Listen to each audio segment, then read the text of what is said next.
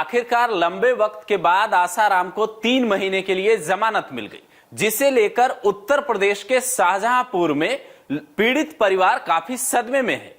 जो पीड़िता थी लड़की, उसके पिता ये कह रहे हैं कि हमारी जान को खतरा है, आसाराम बापू को ऐसे नहीं छोड़ा जाना चाहिए था। आसाराम के आगे बापू शब्द लगाया जाना भी कई लोगों को खलता है और सवाल ये उठ रहा है कि आखिर अदालत में ऐसे कौन से दस्तावेज पेश किए गए जो 12 साल तक आसाराम को जेल से बाहर नहीं आने का मौका मिला, वो अचानक से आसाराम 3 महीने के लिए जेल से बाहर आ गया। तो पूरी कहानी दरअसल शुरू होती है सुप्रीम कोर्ट से। सुप्रीम कोर्ट से आसाराम को जमानत मिली 31 मार्च तक के लिए। उसके बाद आसाराम के वकीलों ने जोधपुर हाईकोर्ट में याचिका लगाई, क्योंकि वहीं बंद है आसाराम।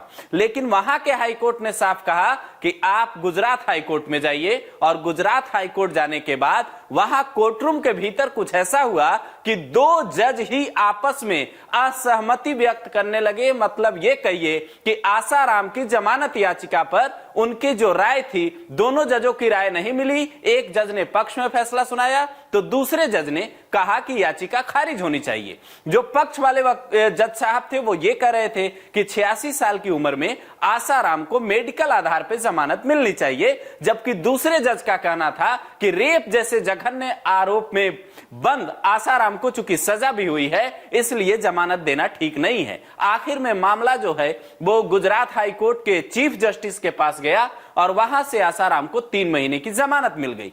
जमानत मिला है मेडिकल ग्राउंड पे, लेकिन सवाल यह है कि जब आसाराम को लंबे वक्त से जमानत मिली हुई थी तो फिर वो 1 मार्च को ही इलाज कराने क्यों गए?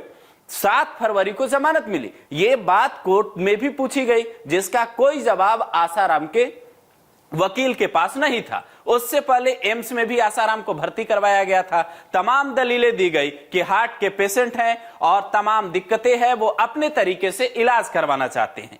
लेकिन यहां जो पीड़िता का परिवार है शाहजहांपुर में, वो पिता कह रहे हैं कि हमारे वकील ने ही हमको धोखा दे दिया, हमारे वकील ने हमारी बात नहीं मानी। हम लोग ये चाहते थे कि जैसे ही ये मियाद पूरी हो 31 मार्च वाली, कोर्ट में याचिका लगा दी जाए, उस पर आपत्ति दाखिल की जाए। लेकिन आसाराम के पक्ष में आकर, आसाराम के प्रभाव में आकर हमारे वकील ने ही हमको धोखा दिया है और अब हमारे परिवार की जान को, सुरक्षा को खतरा है। आपको याद होगा मध्य प्रदेश में आसाराम का एक आश्रम है और उसी आश्रम में जो लड़की आरोप लगाई थी, जिस लड़की ने आरोप लगाया था, वो और उसके भाई पढ़ते थे।